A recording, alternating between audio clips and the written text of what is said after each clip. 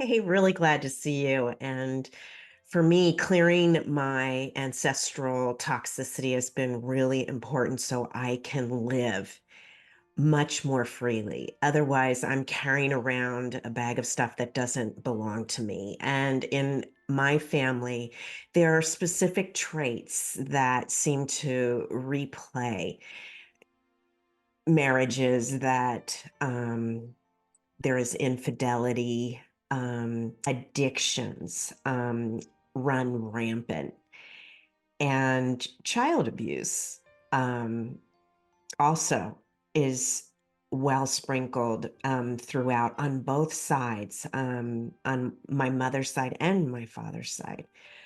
Um, and what I found is the red flags came up early for me, and I knew in childhood something was off.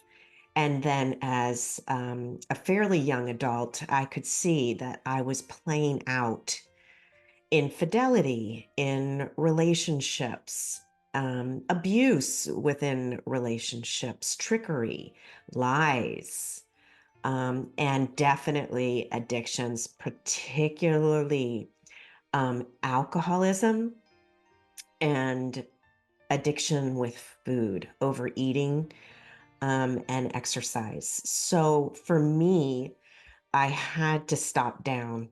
I knew if I continued on with these behaviors, these red flags popping up, that I was going to repeat the same scenario that I saw demonstrated in my ancestral line.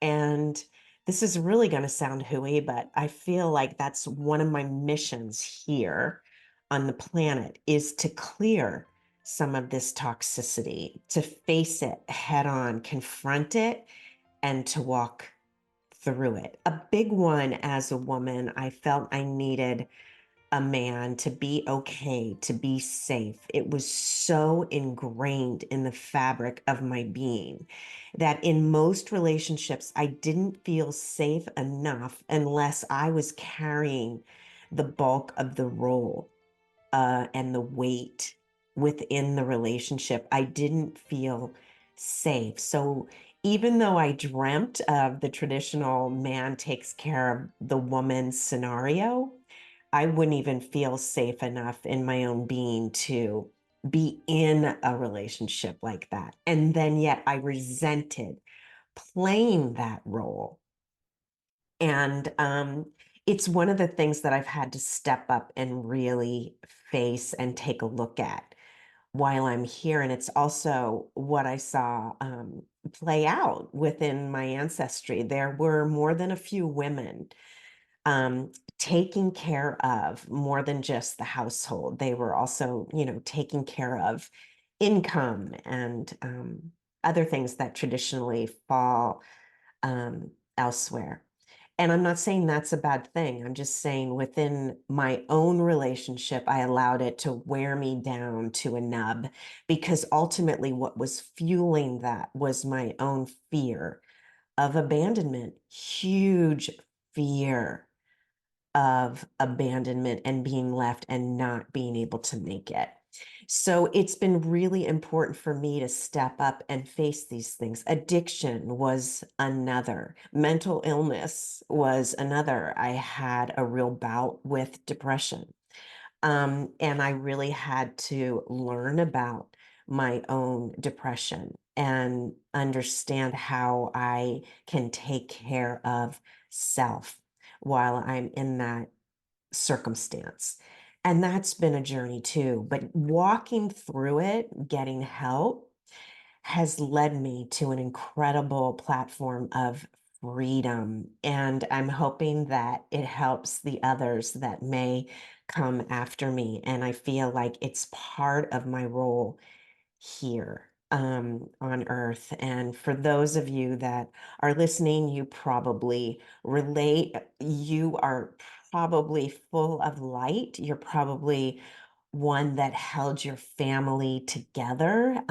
You were the peacemaker, the light being within what could be chaotic darkness. And I just want to applaud you for the role that you've played and to suggest it's now time to step up and to walk through all that ancestral craziness and release it and let it go because it no longer belongs. And we will free many by this work that we're doing because we are in it together. So there's lots of new updates on the website. There's one-to-one coaching packages. There's mentorship if you need a hand to walk through. And believe me, we are in this together. If this video has helped you, please consider sharing it. And if you like the content, subscribe. So I hope you're doing well. I look forward to our next video together.